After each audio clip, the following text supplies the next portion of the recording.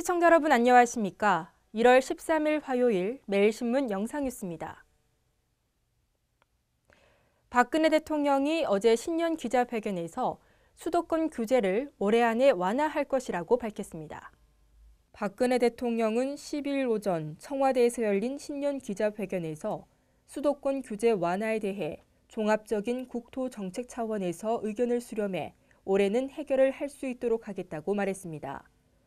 박 대통령은 덩어리 규제는 관심이 큰 규제인데 지난해 규제 단두대에 올려 과감하게 풀자고 했다며 조금씩 해서는 한이 없다고도 말했습니다.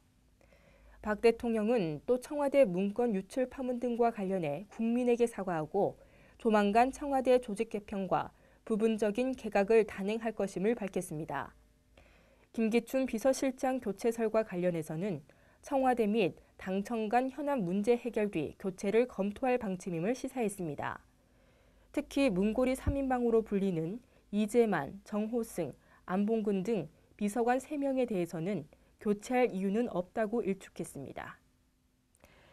2015 대구 경북 세계 물포럼 전시의 유료 부스가 판매 목표인 700부스를 초과 달성했습니다.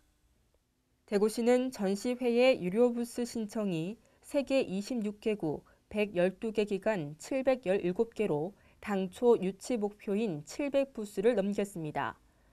부스 신청 현황을 살펴보면 국내 72개 기관에 343개 부스, 국외 40개 기관에 374부스로 나타났습니다.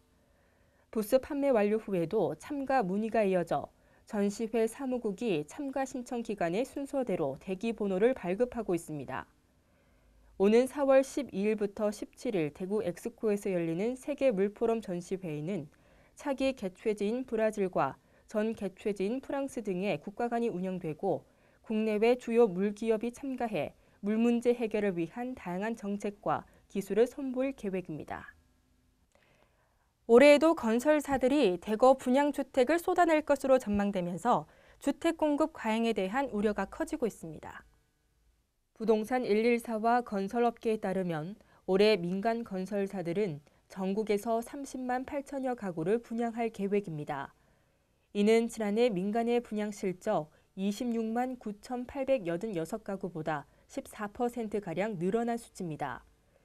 여기에 한국토지주택공사 등의 공공분양 물량을 더하면 사상 최대치인 40만 가구에 육박할 전망입니다. 대구 경북 지역의 경우 1월 한 달 동안 2,510가구의 신규 물량이 분양될 예정입니다. 부동산 114는 지난해 분양시장의 열기가 이어지고 있는 데다 부동산 3법 통과란 호재를 계기로 많은 물량이 쏟아져 나온 것 같다고 분석했습니다. 지난해 자녀를 낳은 연봉 4천만 원 이상 직장인은 2013년 자녀를 출산한 경우보다 연말정산 시 세제 혜택이 크게 축소됐다는 지적이 나오고 있습니다. 한국납세자연맹은 연맹의 연말정산 자동 계산기로 직장인 세부담 변화를 추정한 결과 이같이 나타났다고 밝혔습니다. 연봉 4천만 원 직장인은 2013년 아이를 낳았을 때보다 지난해 낳을 때 세금 부담이 19만 3,080원 늘어났고 연봉 5천만 원 직장인은 31만 760원, 연봉 6천만 원 직장인은 34만 3,750원 증가했습니다. 이는 세법이 개정되면서 출생공제와 6세 이하 공제 혜택이 사라지고 자녀 세액공제 16만 5천 원만 적용받을 수 있게 돼 내야 할 세금이 늘어난 것으로 분석됐습니다. 구제역에 발생했던 경북 의성군에서 또다시 돼지 구제역 의심 신고가 접수됐습니다.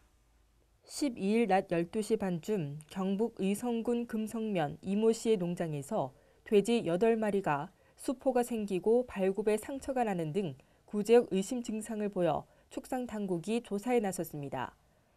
해당 농장은 지난 4일 구제역 확진 판정을 받은 양동 농장에서 1.3km 떨어진 곳으로 돼지 8,000마리를 사육하고 있습니다. 경상북도 가축위생시험소는 구제역 의심 증상 돼지에 대한 정밀 조사를 실시하고 있으며 검사 결과는 오늘 중 나올 예정입니다. 오늘도 전국이 맑은 가운데 예년보다 포근한 날씨가 이어지겠습니다. 기온도 어제보다 더 오르겠는데요. 대구와 경북 낮 기온 9도로 예상됩니다. 다만 대기가 무척 건조하니까요. 불조심 등 각별히 신경 쓰셔야겠습니다. 이상으로 매일신문 뉴스를 마치겠습니다. 시청해주신 여러분 고맙습니다.